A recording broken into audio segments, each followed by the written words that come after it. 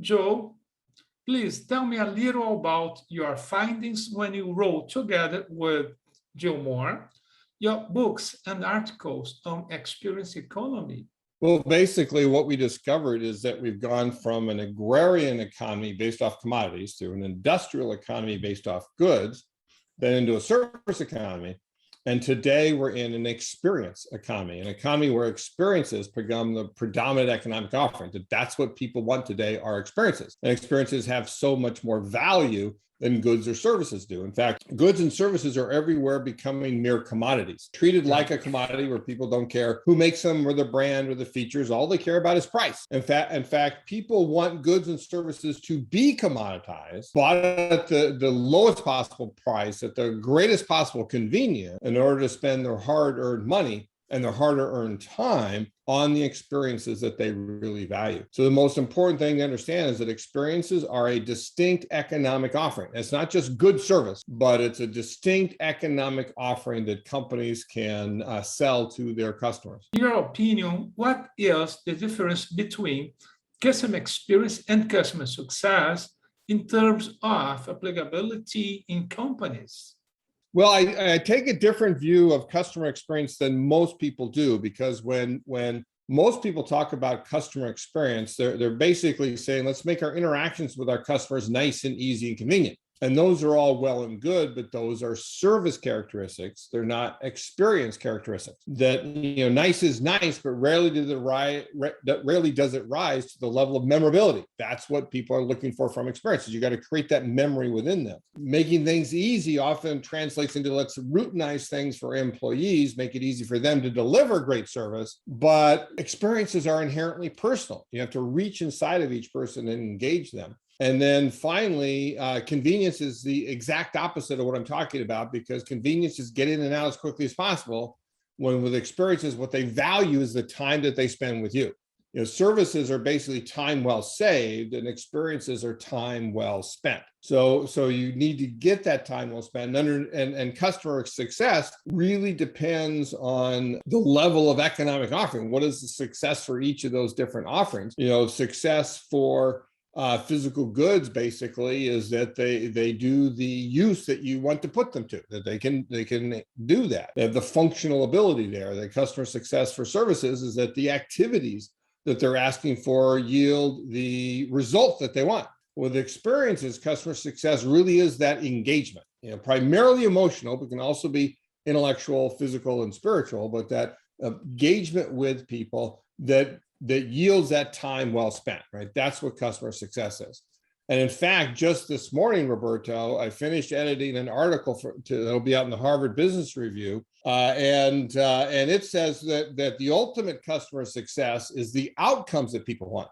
That beyond experiences, there's one more offering, and that's transformation. We use experiences as the raw material to guide people to change. You're really in the transformation business, transforming your student, transforming the clients that you work with, and so forth. As am I. And so customer success there really is the demonstrated outcomes that your customers achieve, that you help them achieve their aspirations, right? That's the ultimate customer success.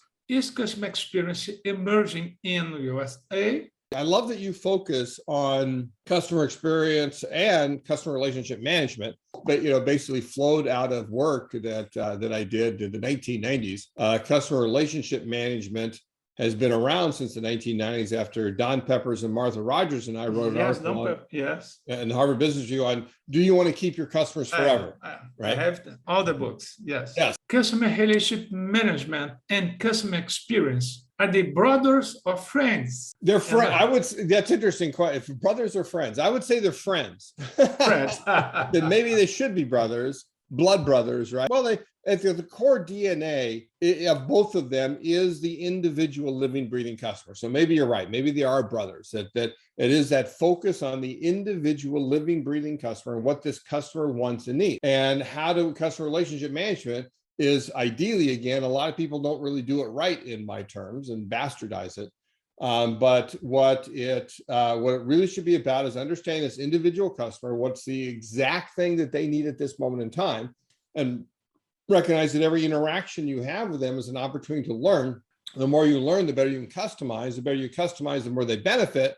the more they benefit, the more they're willing to interact with you. Loyalty. And every interaction is an opportunity to learn, right? So it puts the customer at the center of this learning relationship, right? That's what CRM is really truly about. And again, what experiences are about is you recognize that that customer doesn't just want commodities, goods, and services, that they want experiences.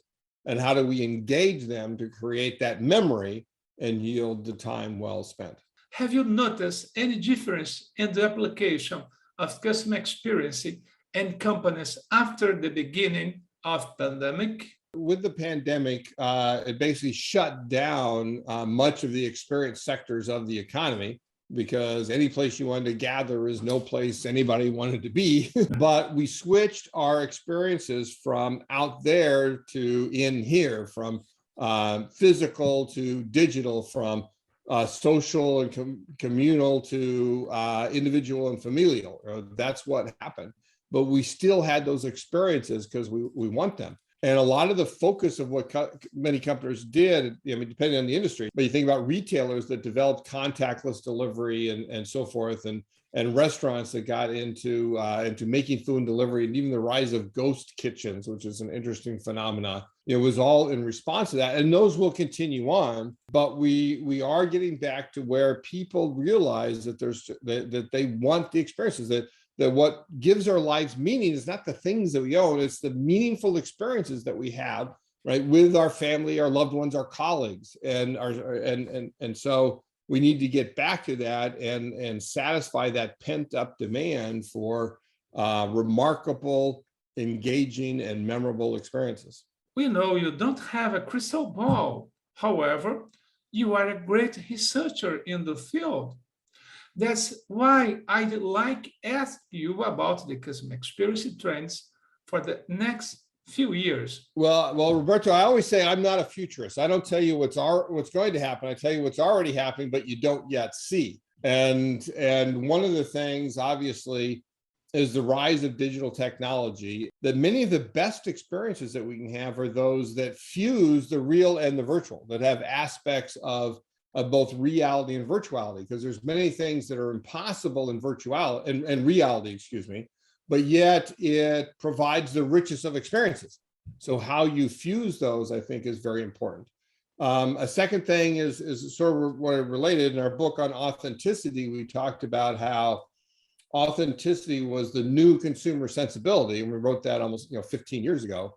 And now what we see is the rising new consumer sensibility is in fact meaning, that people want to buy from those companies and buy offerings from those companies that help give their lives meaning. And so that you want to align as a consumer what you buy with the meaning that the company provides in their offerings and through themselves. And so I think that's going to be an increasingly a trend that we really have to pay attention to, and be not just authentic in our dealings with customers and our offerings, but to help use those to provide our customers with meaning in their lives. Could you comment on how important it is to publish the second edition in Brazil of my book that brings together knowledge and methods about customer experience and customer relationship management?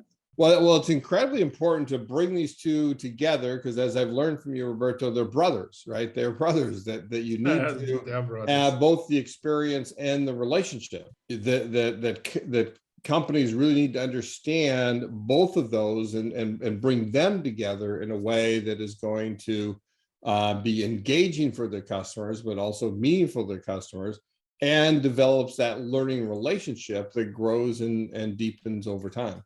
Additionally, at this event, I will communicate about my next two books. The first one is about employee experience and will be out before the end of this year, okay? Could you send a message about the importance of employee experience to my readers? Well, if you want to stage a great experience for your customers, we need to give your employees the wherewithal to be able to create that experience. And you need to give them a reason to work for you versus somebody else. Obviously, money is a key important factor, but it's never, ever the only factor. And the experiences you create for them as employees can go a long way to get them to want to work for you, to get them to be productive in the work for you, to get them to be innovative and wanting to improve the businesses. And that will then allow you to create greater economic value for your customers.